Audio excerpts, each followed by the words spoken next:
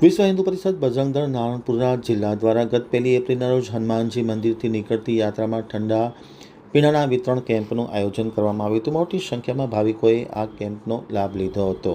હવે જોઈએ અમદાવાદ આમતક ન્યૂઝ બ્યુરોનો એક વિસ્તૃત અહેવાલ. વિશ્વ હિન્દુ પરિષદ બજરંગ દળ નારણપુરા જિલ્લા દ્વારા તારીખ 1 એપ્રિલના રોજ હનુમાનજી મંદિરથી નીકળતી યાત્રામાં ઠંડા પીણાના વિતરણના કેમ્પનું આયોજન કરવામાં આવ્યું હતું, જેમાં નારણપુરા જિલ્લાના તમામ કાર્યકર્તાઓ ઉપસ્થિત રહ્યા હતા. જૈન દેરાસરની સામે ઉસ્માનપુરા 4 રસ્તા પાસે આ કેમ્પ કરવામાં આવ્યો હતો. બજરંગ દળ ભાગવત વિભાગ પાર્થ બારોટ, બજરંગ દળ ભાગવત વિભાગ સહસંયોજક જીમિત રબારી, બજરંગ દળ નારણપુરા જિલ્લા સંયોજક પિયુષ પરમાર, બજરંગ દળ નારણપુરા જિલ્લા સહસંયોજક પરાગભાઈ શાહ, ચિંતનભાઈ તથા માતૃશક્તિના જિલ્લા સંયોજકા હેતલબેન, વિભાગના રંજનબેન વગેરે એકત્રિત થઈ આ સેવા આપી હતી.